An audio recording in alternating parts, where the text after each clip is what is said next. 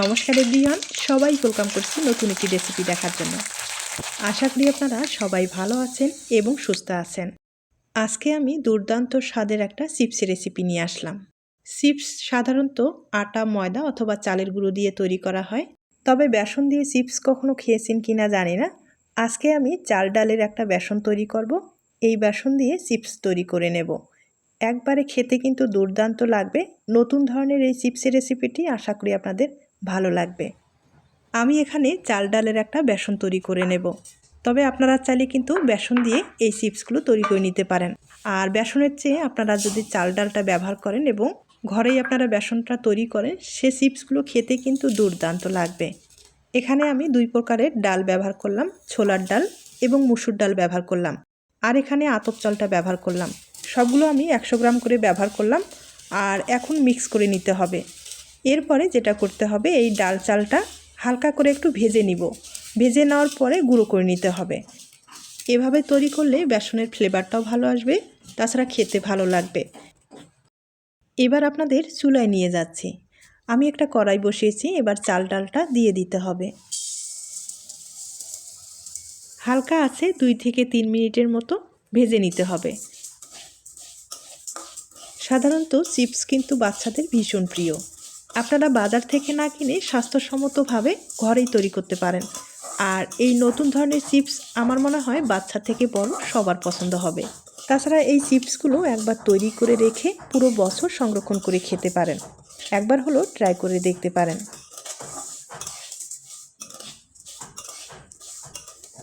চাল ডালটা আমি হালকা করে ভেজে নিলাম, আর পুরোপুরি ঠান্ডা করতে হবে। এরপরে একটা প্লেটে আমি ঢেলে নিব।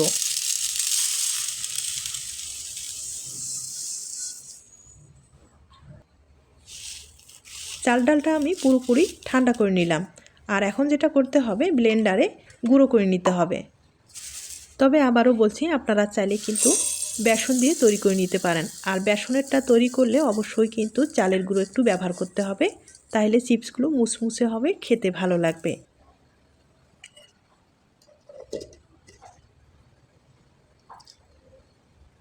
আমি গুঁড়ো করে নিলাম। এবার একটা চালনির সাহায্যে ভালোভাবে চেলে নিতে হবে।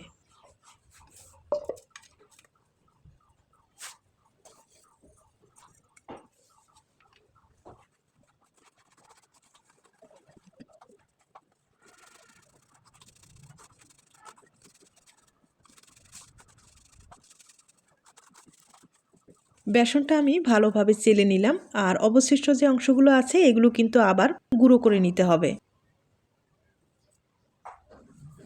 আর যেটুকু এখন হয়েছে এটুকু দিয়ে কাজ চালিয়ে দেব। দেখতেই পাচ্ছেন একবারে ফ্রেশ কিন্তু বেসনটা হয়েছে। আর এই বেসন দিয়ে তৈরি করলে চিপসগুলো খেতে দুর্দান্ত লাগবে। আবারও আপনাদের চুলায় নিয়ে যাচ্ছি।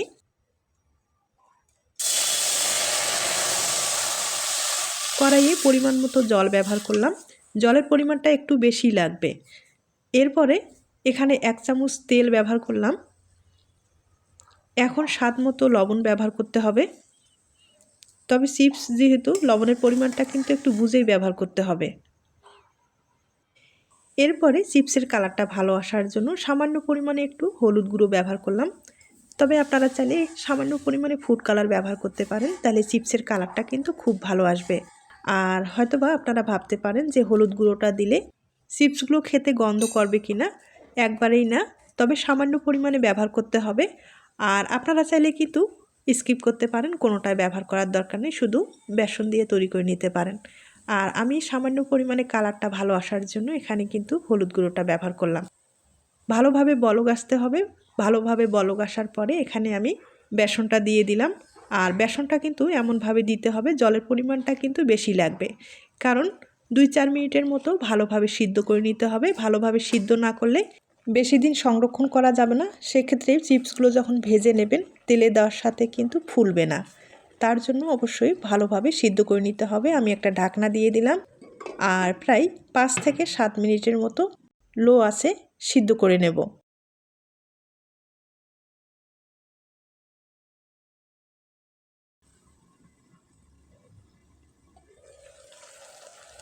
আর দেখতেই পাচ্ছেন বেসনটা কিন্তু পুরোপুরি সিদ্ধ হয়ে গেছে। তবে এই ডোটা কিন্তু নরম রাখতে হবে।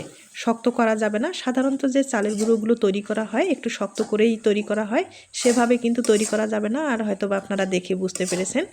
এভাবে কিন্তু নাড়াচাড়া করতে করতে একটা ডোর মতো তৈরি হয়ে যাবে। সেই ডোটা দিয়ে চিপসগুলো তৈরি করে নিতে হবে।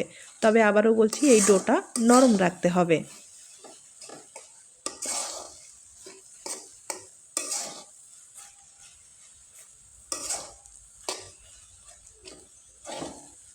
তবে বেসনের ডোটা তৈরি করতে গেলে ভিতরে কিন্তু একটু দানা ভাব থেকে যায়। তার জন্য একটা চামচের সাহায্যে খুব ভালোভাবে নেড়েচেড়ে নিতে হবে। আর আবারও বলছি, চুলার আঁচটা হালকা করে দিয়ে এবার ভালোভাবে একটা ডো তৈরি করে নিতে হবে।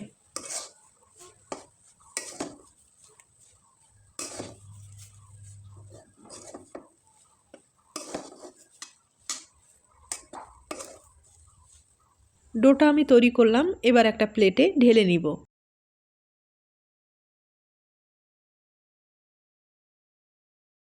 ডোটা এবার খুব ভালোভাবে মথে নিতে হবে। আর হাতে একটু হালকা তেল লাগিয়ে নিলাম। এরপরে খুব ভালোভাবে মথে নিব। তবে অনেকটাই গরম রয়েছে, তার জন্য যেটা করতে হবে, একটা স্টিলের গ্লাসের সাহায্যে খুব ভালোভাবে আমি মথে নিব। যত ভালোভাবে মথে নিতে পারেন চিপসগুলো ভাজার ক্ষেত্রে ততটাই ফুলবে।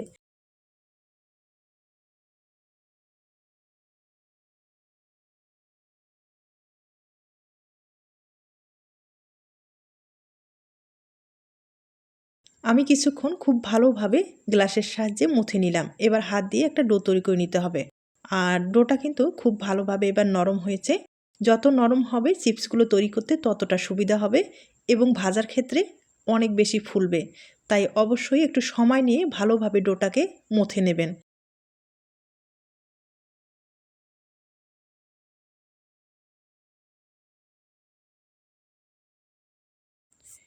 ডোটা আমি খুব ভালোভাবে মথে নিলাম, হয়তোবা আপনারা দেখে বুঝতে পেরেছেন। একবারে সফট একটা ডো তৈরি করে নিলাম। এখন আপনাদের চিপসগুলো তৈরি করে দেখিয়ে দিচ্ছি। ছোট্ট একটা লিচি কেটে নিলাম। এবার বেলে নিতে হবে। আর এখানে বেলার সুবিধার্থে কোনো রকম আটা, ময়দা, চালের গুঁড়ো ব্যবহার করা যাবে না। তবে সামান্য তেল ব্যবহার করতে পারেন। আর তেলটা ব্যবহার করলে বেলতে সুবিধা হবে আর অনেক পাতলা হবে। তবে হ্যাঁ, যতটুকু সম্ভব পাতলা করে বেলে নিতে হবে। আর আপনাদের যদি এভাবে বেলতে সমস্যা হয়, সেক্ষেত্রে প্লাস্টিকে কিন্তু বেলে নিতে পারেন, তাহলে অনেক সুবিধা হবে আর রুটিটা অনেক পাতলা হবে।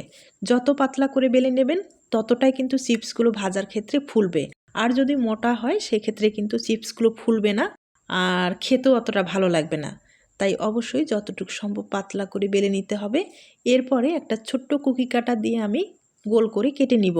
আপনাদের যদি কুকি কাটার না থাকে সেক্ষেত্রে বোতলের যে মুখাগুলো আছে সেগুলো ব্যবহার করতে পারেন। অথবা বড় করে যদি আপনারা চিপসগুলো তৈরি করেন তাহলে স্টিলের গ্লাসের সাহায্যে কেটে নিতে পারেন, অথবা প্লাস্টিকের ঢাকনা দিয়ে একটা কেটে নিতে পারেন। আর ছোট ছোট করে তৈরি করলে কিন্তু দেখতে বেশি ভালো লাগবে। আর দেখতেই পারছেন আমি কতটা পাতলা করে কিন্তু বেলে নিলাম। আর এগুলো যখন শুকায় যাবে একবারে কিন্তু পেপারের মতো পাতলা হয়ে যাবে। আর এগুলো এভাবেই আলো বাতাসের মধ্যে রাখলেও কিন্তু শুকিয়ে যাবে, এতটাই পাতলা করে আমি বেলে নিলাম।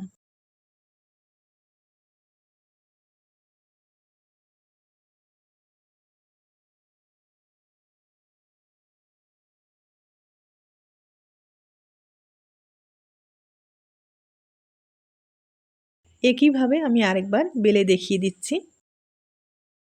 এই চিপসে আপনারা চাইলে কিন্তু আপনাদের পছন্দ মতো মশলাও ব্যবহার করতে পারেন, তাহলে খেতে ভালো লাগবে। আর আমি কিন্তু এখানে কোনো রকম মশলাটা ব্যবহার করলাম না, শুধুই চিপসগুলো তৈরি করে আপনাদের দেখিয়ে দিচ্ছি। তাছাড়া এই চিপসগুলো ভেজে নেওয়ার পরে এমনিতে খেতেই কিন্তু বেশি ভালো লাগে। আপনারা চাইলে অবশ্যই ট্রাই করে দেখতে পারেন, আমি আবারও বলছি। কেটে নেওয়ার যে বাড়তি অংশগুলো আছে এগুলো কিন্তু পরে আবার বেলে নেওয়া যাবে। আর এই চিপসগুলো তৈরি করতে বেশি সময় লাগে না, একবারে কম সময়ে অনেকগুলো চিপস তৈরি করা যায়। আমি কিন্তু একইভাবে অনেকগুলো চিপস তৈরি করে নিলাম, একবার আপনাদের দেখিয়ে দিচ্ছি। তবে হ্যাঁ, এই চিপসগুলো রোদ্রে শুকাতে পারেন অথবা ফ্যানের নিচে রেখেও শুকাতে পারেন। তবে রোদ্রে শুকালে চিপসগুলো বেশি ভালো হবে। আর দেখতেই পারছেন আমি কিন্তু অনেকগুলো চিপস তৈরি করে নিলাম, এগুলো রোদ্রে শুকিয়ে নেব। আর শুকানোর পরে আপনাদের আমি দেখিয়ে দিচ্ছি। চিপসগুলো আমি শুকিয়ে নিলাম, একবার দেখিয়ে দিচ্ছি।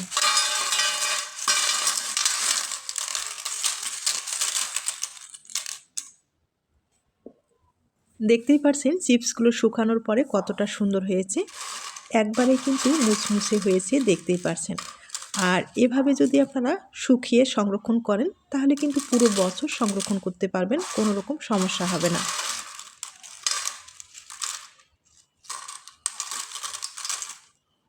দেখতেই পারলেন কতটা সহজভাবে বেসনের চিপসগুলো তৈরি করা যায়। মাত্র কয়েকটি উপকরণ দিয়ে স্বাস্থ্যসম্মতভাবে কিন্তু ঘরেই আপনারা তৈরি করতে পারেন। বাচ্চারা যখন বায়না করবে তখন শুধু বের করে ভেজে দিলেই হয়ে যাবে। দেখতেই পাচ্ছেন শুকানোটা কীরকম হয়েছে। আবারও বলছি, এভাবে শুকালে আপনারা পুরো বছর সংরক্ষণ করতে পারবেন। এখন কয়েকটা চিপস আমি ভেজে আপনাদের দেখিয়ে দিচ্ছি, আর বাকিটা সংরক্ষণ করা যাবে। আর এই চিপসগুলো কিন্তু হালকা আছে ভেজে নিতে হবে, বেশি আছে ভাজলে লালচে হয়ে যাবে, খেতে ভালো লাগবে না। হালকা আছে ভাজলে কালারটাও ঠিক থাকবে এবং খেতেও ভালো লাগবে, দেখতেও ভালো লাগবে।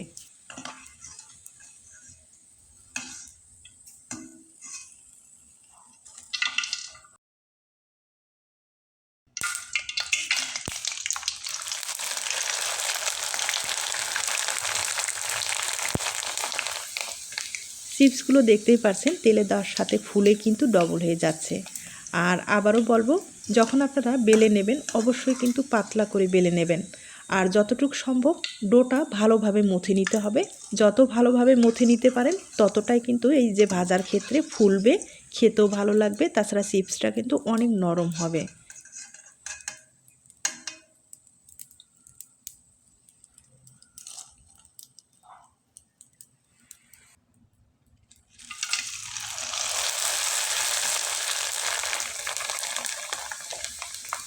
এই চিপসগুলো যখন ভেজে নেবেন তেলের পরিমাণটা একটু বেশি থাকলে পুরো কড়াই কিন্তু ভর্তি হয়ে যাবে।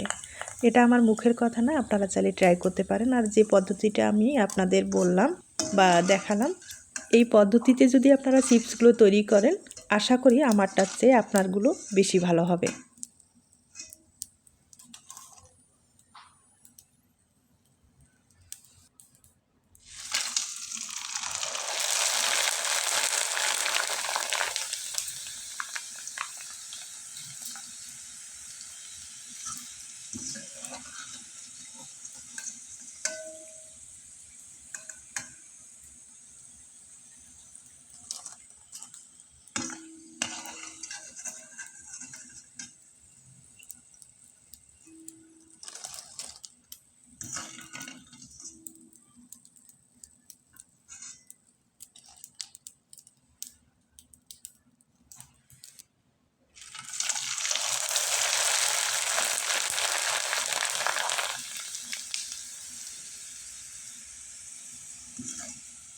আমি আপনাদের অনেক কয়েকবার ভেজে দেখিয়ে দিলাম, আর দেখতেই পারছেন চিপসগুলো ভেজে নেওয়ার পরে কতটা সুন্দর হয়েছে।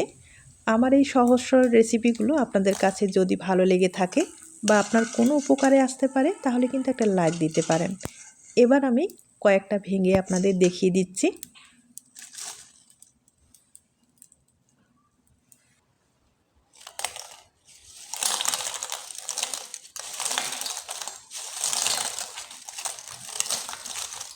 দেখতেই পাচ্ছেন ভেজে নেওয়ার পরে চিপসগুলো কতটা সুন্দর হয়েছে।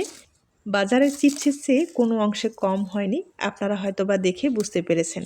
তাই রিকোয়েস্ট থাকবে আপনাদের পছন্দ হলে অবশ্যই বাড়িতে ট্রাই করে দেখুন। আশা করি ছোট থেকে বড় সবার পছন্দ হবে। আর চিপসগুলো ভেজে নেওয়ার পরে আপনারা চাইলে আপনাদের পছন্দ মতো একটু মশলা ছড়িয়ে দিলে খেতে কিন্তু দুর্দান্ত লাগবে। আর এখন আপনাদের ভেঙে দেখিয়ে দিচ্ছি। দেখতেই পাচ্ছেন কতটা মুচমুচে হয়েছে, আর এরকম মুচমুচে হলে খেতে খুব ভালো লাগবে। আজ তাহলে এ পর্যন্ত, নতুন কোনো রেসিপির সাথে আবার দেখা হবে। সবাই ভালো থাকবেন, সুস্থ থাকবেন।